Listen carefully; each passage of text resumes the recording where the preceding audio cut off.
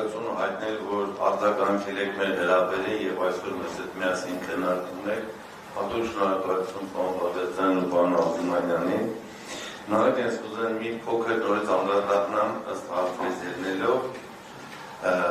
արդյունաբերականացմանը երկրի։ Մենք այսօր գտնվում ենք մի իրավիճակում, որ մշակող արդյունաբերությունը համախառն ներքին արդյունքի մեջ իր մասնաբաժինը 18 թվականի համեմատ իջել է գրեթե 9%-ով եւ այսօր եթե մենք վերցնենք որ եւ գնահատական տանք որ 2025 թվականի համար, ապա մենք կարող ենք արձանագրենք, որ մենք հասել ենք պատմական մինիմում։ Այսինքն մշակող արդյունաբերությունը համախառն ներքին արդյունքում կկազմի մոտ 9%։ Նման ֆակտեր մենք շատ վաղուց չենք ունեցել, հաշվի առնելով այն հանգամանքը, որ եվրոպական երկրների միջին մասնաբաժինը մշակող արդյունաբերություն համախառն ներքին արդյունքի մեջ կազմում է 24%։ 24%-ի պարագայում եվրոպական երկրները այսօր մտածում են, որ պետք է իրանք ամեն ձև խրախուսեն, որպեսզի արդյունաբերությունը եւ մշակող արդյունաբերությունը զարգանա։ Մենք գտնվում ենք այն վիճակում, որ դա ամենաանհրաժեշտ քայլն է։ Առանց դրա մենք չենք կարող, որովհետեւ դրան զուգահեռ գալիս է արտահանման ծավալների անկումը։ 24 թվականի, 21 թվականի համեմատ, եթե մենք նայենք ապրանքների արտահանումը եւ դրանից զտում ենք վերը արտահանումը եւ դրամային արժեքով դիտարկում ենք ինչը կարևոր այդտեղի տնտեսության համար, ապա այստեղ մենք ունենք նորից լուրջ անկումներ եւ արտահանման տեսակարար կշիռ համախառն ներքին արդյունքում 65%-ով կշատվել է 21 թվականի համար, 12% զուտ ծավալի համար։ Սա խոսում է նրա մասին, որ մեր տնտեսությունը այսօրվա կառուցվածքով չի կարող ապահովել երկրի կայուն զարգացում։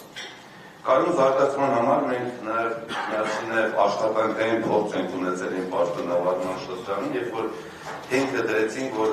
կայուն տնտեսական արտահանման նման երկրի ամենակարևոր գրավարականներից մեկը դա արտահանման ընդլայնումն է։ Թեժնես միասին ծրագիր արեցինք եւ մենք տարվա մեջ արտահանումը 100 միլիոն դոլարի չափով մենք ավելացրեցինք։ Ես մեր բոլոր գործընկերներին նշեմ, որ մենք արդյունաբերության զարգացման ենքում Նարեկը նշեց, որ տարբեր ծրագրեր եք իրականացնելու, դու անդրադարձավ կոնկրետ ծրագրերի, բայց նաև շատ կարևոր է նաև նշենք, որ մենք մեր ծրագրերի մեջ դնել ենք, որ մեր հիմնական կայուն զարգացումը պետք է հենվի նաև արտահանելի տնտեսություն ստեղծելու վրա։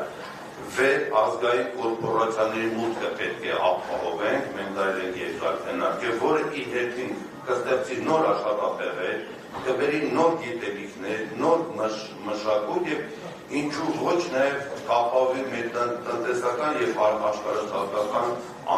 անվտանգությունը ևս։ Մենք պետք է ըստ մեր նախնական գնահատականները, որ միասին հաշվարկներ ենք արել, մոտավորապես 150-ից 200 միլիարդ դրամ բարեկամ մենք հնարավորություն ունենանք համաներդրումներ անել, ինչպես պարոն Բաղդասարյանը դա կարող լինի սուվերեն ներդրումային ֆոնդի միջոցով կամ այլ եղանակով, բայց դրա միջոցով որ մենք պետք է այդ ներդրումների իրականացնելու միջոցով տարեկան առնվազն 500-ից 600 միլիարդի ներդրումներ ու ուղղակի ներդրումներ բերենք մեր տնտեսության մեջ։ Արդյունքում մենք պետք է առնվազն 5 տարվա մեջ մշակող արդյունաբերության կշիռը կրկնապատկենք, գրեթե բերենք հասնենք առնվազն 10-20%-ի արտահանումը համախառն ներքին արդյունքում պետք է այսօրվա 13%, եթե չեմ փոխարեն առնվազն հասնենք 40%-ի եւ դրանով մենք ապահովենք այն խոստումը, որ տալիս է Սամվել Կարապետյանը, որ մենք 5 տարվա մեջ կստեղծենք առնվազն 300 նոր աշխատատեղեր եւ այստեղ ամենակարևորը 3,000 եւ այստեղ ամենակարևորը նաեւ որ ես կուզենամ անդրադարձնել, որ հիմնականում շեշտադրումը դրվելու է տեխնոլոգիապես զարգացած արդյունաբերությունն է։ Արդյունաբերությունը, որը ինքնստիճան պահանջել է որակյալ աշխատատեղեր եւ բարձր արտադրող աշխատատեղեր։ Այսքան ուզում եմ ուղղակի լրացում կատարել, որ եթե հարցեր ունեն,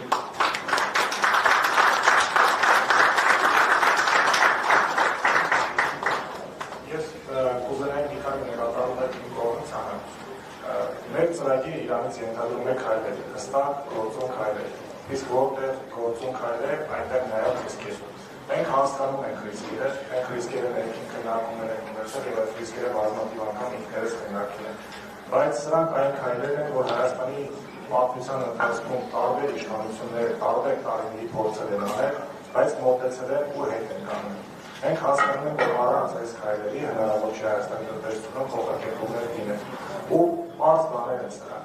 Իրականում նայեք, մեր բնակ ֆոնդի օրինակ բնակարանաշինության ծրագրում նայեք, մենք չենք կարող